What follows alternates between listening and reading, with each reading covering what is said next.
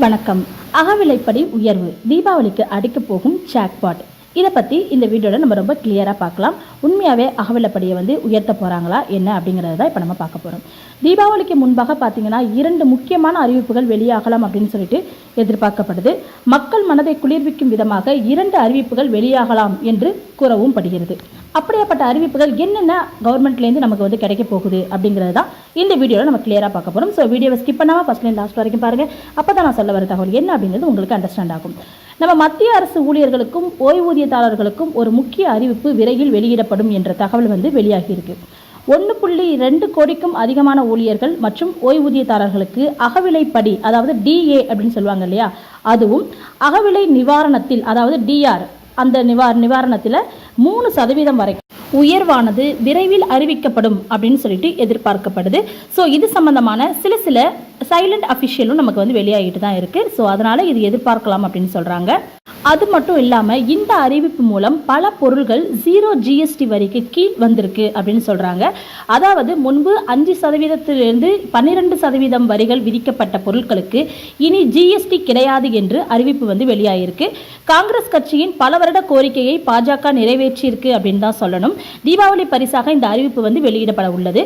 சரக்கு மற்றும் சேவை வரி, அதாவது GST கவுன்சில் கடந்த வாரம் பல GST திருத்தங்களை மேற்கொண்டுள்ளது.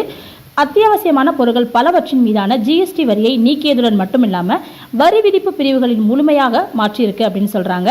ஸோ செப்டம்பர் 22, 2025 முதல் இந்த மாற்றங்கள் நடைமுறைக்கு வரலாம் அப்படின்னு அறிவிப்பானது வெளியாகிருக்கு. ஸோ அகவிலைப்படி உயர்வு அந்த அறிவிப்பு இருக்கு இல்லையா, அதை பற்றி என்ன அப்படின்னு இப்போ நம்ம கிளியராக பார்க்கலாம். மத்திய அரசு ஆண்டுக்கு 2 முறை பார்த்தீங்கன்னா அகவிலைப்படியை திருத்துது. அதே போல முதல் திருத்தம் ஹோலி பண்டிகைக்கு முன்னதாகவே, அதாவது ஜனவரி டு ஜூன் காலத்திற்கும், இரண்டாவது திருத்தம் பார்த்தீங்கன்னா தீபாவளியொட்டி ஜூலை டு டிசம்பர் காலத்திற்கும் இடையே செய்யப்படும். இது ரெகுலராக நடக்கிறது. பட் இந்த ஆண்டு, அதாவது 2025 பார்த்தீங்கன்னா இந்த ஆண்டு தீபாவளி அக்டோபர் 20லிருந்து 21 தேதிகளில் வர்றதுனால அகவிலைப்படி உயர்வை தீபாவளி பரிசாக அரசு அறிவிக்க வாய்ப்பு இருக்கு அப்படின்னு ரொம்ப அதிகாரப்பூர்வமாக அறிவிப்பானது ஒரு சில இடத்துல இருந்து பரவலாக வந்துட்டு இருக்கு. ஸோ அதன்படி பார்த்தீங்கன்னா கண்டிப்பாக தீபாவளி பரிசாக நமக்கு அகவிலைப்படி உயரும் அப்படின்னு சொல்கிறாங்க.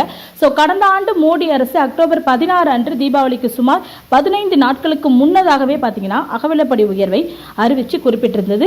ரொம்பவும் குறிப்பிடத்தக்க ஒரு விஷயமா இருந்தது. ஸோ 7வது ஊதிய குழுவின் கீழ் அகவிலைப்படி கணக்கீடு எவ்வாறு நடைபெறுகிறது என்பதையும் நம்ம இப்போ பார்க்கலாம். அதுவும் கொஞ்சம் கிளியராக இப்போ நம்ம எக்ஸ்பிளைன் பண்ணுறேன். நெக்ஸ்ட், அதாவது வழக்கமாக பார்த்தீங்கன்னா தீபாவளி பண்டிகைக்கு முன்னதாக வெளியிடப்படும் இந்த அறிவிப்பு அக்டோபர் முதல் வாரத்தில் வெளியாகலாம். இந்த உயர்வுக்கு பிறகு பார்த்தீங்கன்னா ஊழியர்களின் அகவிலைப்படி 55%லிருந்து 58% உயரும். இந்த அதிகரிப்பு ஜூலை 2025 முதல் முன் தேதியிட்டு அமலுக்கு வரும் அப்படின்னு சொல்றாங்க. மேலும் அக்டோபர் மாத ஊதியத்துடன் 3 மாத கால நிலுவைத் தொகையும் உங்களுக்கு வழங்கப்படும் அப்படின்னு சொல்றாங்க. ஓகேவா? அதே போல பார்த்தீங்கன்னா ஊதியம் மற்றும் ஓய்வூதிய உதாரணங்கள் மூலம் ஊழியர்கள் மாதந்தோறும் எவ்வளவு கூடுதலாக பெறுவார்கள் என்பதையும் நம்ம இப்போ அறியலாம். ஒரு ஊழியரின் அடிப்படை ஊதியம் 18,000 அப்படின்னு வச்சுக்கோங்க. அதாவது 7வது CBC படி குறைந்தபட்ச அடிப்படை, அதை தான் நம்ம இப்போ சொல்லியிருக்கோம். எனில் பழைய அகவிலைப்படியின்படி 55% அப்படின்னா அவங்க ஆல்ரெடி வாங்கக்கூடிய அந்த 18,000 இருக்கு இல்லையா, அதில் 50% ப்ளஸ் 5% சேர்த்து 55%, 9,900 ரூபாய் கிடைத்தது.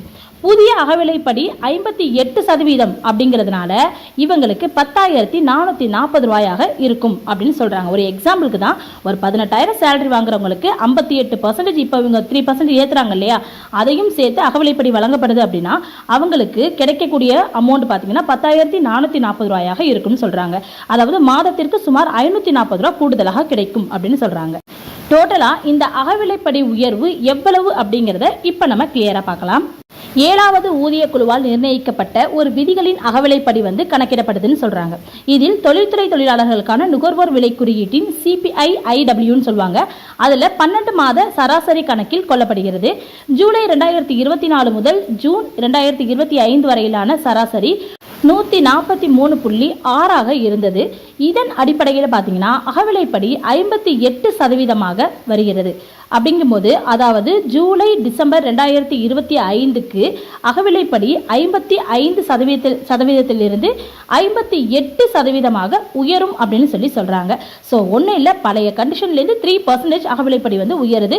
ஸோ அதுக்கு எவ்வளோ, ஒரு எக்ஸாம்பிளுக்கு இவ்வளோ அமௌண்ட்டுக்கு இவ்வளோ வரும் அப்படிங்கிறது நம்ம ஃபஸ்ட்டு ஒரு இதில் கால்குலேட் பண்ணி நம்ம பார்த்துட்டோம். ஸோ அவங்க கிட்டேருந்து வர தகவல் இதுதான். அதாவது என்னன்னா ஜூலை டு டிசம்பர் 2025க்கு அகவிலைப்படியானது 55% 58% உயரும் அப்படிங்கிறத சொல்றாங்க. அடுத்து புதிய சம்பளம் எவ்வளவு அப்படிங்கிற ஒரு கொஸ்டினுக்கான ஆன்சரை நம்ம இப்போ ஒரு எக்ஸாம்பிளோட பார்க்கலாம். மறுபுறம் பார்த்தீங்கன்னா ஒருவரின் அடிப்படை ஊதியம் ஒரு 20,000 இருந்தால், ஒரு எக்ஸாம்பிளுக்கு ஒரு 20,000 இருக்குன்னு வச்சுக்கோங்களேன், சுமார் 600 ரூபா அதிகரிக்கும் அப்படின்னு சொல்றாங்க. ஒரு 20,000 சம்பளம் வாங்குறவங்களுக்கு சுமார் ஒரு 600 ரூபாய் அதிகரிக்கும் அப்படின்னு சொல்றாங்க. இந்த அதிகரிப்பு முழுமையாக பார்த்தீங்கன்னா CBIIW தரவுகளின் அடிப்படையிலானது அப்படின்னு சொல்றாங்க. அதாவது இவங்க அதிகரிக்கிறாங்க இல்லையா, இது CBIIW அப்படிங்கிற அந்த தரவுகளின் அடிப்படையில் தான் நமக்கு இந்த அகவிலைப்படியானது இன்க்ரீஸ் பண்ணி கொடுப்பாங்க. ஸோ அதை தான் இங்கே அவங்க சொல்றாங்க. அவங்களுடைய அந்த அடிப்படையில் தான் உங்களுக்கு உயர்வு பண்றாங்க. இந்த அகவிலைப்படி உயர்வு பார்த்தீங்கன்னா 7வது ஊதிய குழுவின் கீழ் நடைபெறும் கடைசி உயர்வு என்பதால் முக்கியத்துவம் பெறுகிறது அப்படின்னு சொல்றாங்க. அதாவது 7வது ஊதிய குழு இருக்காங்க இல்லையா, அவங்களுடைய கடைசி உயர்வு அப்படிங்கிறதுனால இதில் அதிக முக்கியத்துவம் இதுக்கு கொடுக்குறாங்க அப்படிங்கிறதும் சொல்லப்பட்டிருக்கு. தற்போது பார்த்தீங்கன்னா 7வது ஊதிய குழுவின் காலம் டிசம்பர் 31, 2025 அன்றோட முடிவடைகிறது. ஸோ இதுதான் 7வது ஊதிய குழுவுடைய கடைசி டாட்ஸஸ்.